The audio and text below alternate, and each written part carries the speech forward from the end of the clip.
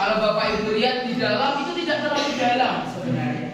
Kuburnya tidak terlalu dalam, tapi hari itu Maria melihat dari kejauhan dan Maria berpikir mayat Yesus itu dicuri. Dia lari kepada murid Isa berkata, mayat Yesus itu dicuri. Saudara, pada hari itu ketika malaikat menjumpai Maria, yang Maria berkata, kalau kamu curi tubuh Yesus, kembalikan. Saudara, jarak itu begitu membahayakan. Jarak membuat kita seringkali salah menangkap. Jarak seringkali membuat kita salah melihat. Jarak seringkali membuat kita salah tangkap. Dan mungkin kita berpikir yang negatif. Saudara, dan itu terjadi juga kepada bangsa Israel. Hari itu Tuhan datang dengan semua gemuruh, dengan semua hal yang luar biasa. Tapi bangsa Israel berkata, Musa, kami tidak mau mendekat. Musa, engkau aja yang masuk ke dalam. Jangan kami takut untuk mati. Apa yang bangsa Israel lakukan? Mereka berjarak dengan Tuhan. Saudara, dan hari itu ketika Musa masuk di setelah Tuhan berbicara tentang 10 perintah Allah. Saudara, bukankah kita mengerti bagaimana bangsa Israel dengan sangat mudah menghancurkan semua peraturan-peraturan dan melanggar peraturan-peraturan itu. Saudara, jarak kita ada the danger of distance.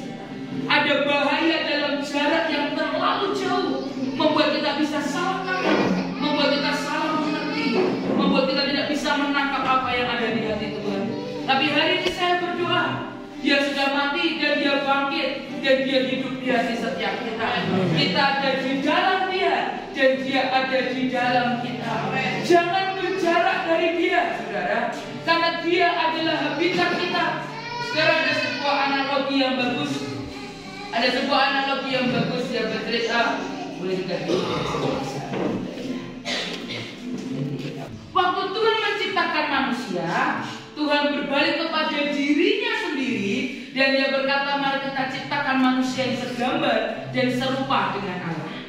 Saudara, kalau hari ini air tanpa ikan akan tak menjadi air, tanah tanpa pohon akan tak menjadi tanah, Tuhan tanpa manusia akan tak menjadi Tuhan. Tapi jika ikan tanpa air, dia pasti mati. Pohon tanpa tanah pasti mati. Kita tanpa Tuhan juga pasti mati. Kenapa? Karena Yesus pribadinya adalah habitat kita. Dalam hadiratnya adalah habitat kita. Dalam panggilannya, dalam hatinya, itu adalah habitat kita. Dan saudara, sesayang-sayang saudara sama ikan, saudara, kalau ikan sakit, saudara jangan pernah pisahkan dia dari airnya. Saudara, hari ini saya berdoa, apapun yang terjadi dalam hidupmu, jangan berjarak dengan Tuhan. Karena apa? Itu sama saja seperti ikan menjauh daripada air. Dia pasti mati dan tidak bisa hidup. Tapi saya berdoa, mari jangan ada jarak antara kita dengan Tuhan. Karena Dia ada di dalam kita dan kita ada di dalam Dia. Dan percayalah, secapek-capekmu, seletih-letihmu, ketika engkau ada di dalam Dia, engkau akan temukan kekuatan yang baik. Secapek apapun, seletih lesu apapun hidupmu yang terjadi, ketika engkau datang kepada Dia, Dia akan menenangkan setiap badai dalam hidup setiap kita. Karena sekali lagi, Dia adalah habitat kita. Dia ada di dalam kita dan kita ada di dalam Dia. Hari ini saya berdoa, Bapak Ibu di tempat ini, kita hanya melihat kubur yang kosong. Karena pribadinya sudah hidup dan Dia sudah naik dan Dia kembali hidup dalam hati setiap kita. Jangan biarkan kita berjarak. Jangan biarkan iblis punya waktu, punya celah untuk membuat kita berpikir buruk kepada Tuhan kita. Jangan biarkan kita beri ruang untuk iblis berkata yang negatif dan membuat kita berasumsi tentang Tuhan kita. Tuhan adalah kasih. God is love. Artinya jika Dia berhenti mengasihi kita, Dia berhenti menjadi Tuhan. Dan semua yang Dia izinkan terjadi itu karena kasih-Nya dalam hidup setiap kita. Tapi kita tidak akan pernah bisa mengerti ini kalau kita berjarak dengan Dia. Tapi ketika engkau dekat dengan Dia, kelihatannya mengerikan seperti bangsa Israel, gemuruh, angin dan sebagainya, kabut di mana-mana.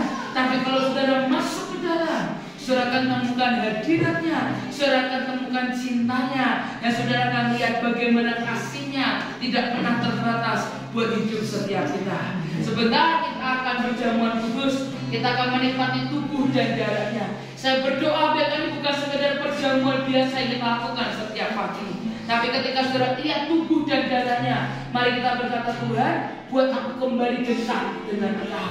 Jangan buat aku berjarak dengan Engkau. Tubuhmu, darahmu ada dalam hidupku, maka aku ada di dalam Engkau dan Engkau ada di dalam kita. Biar saya tak berjauh mana. Saya mulai.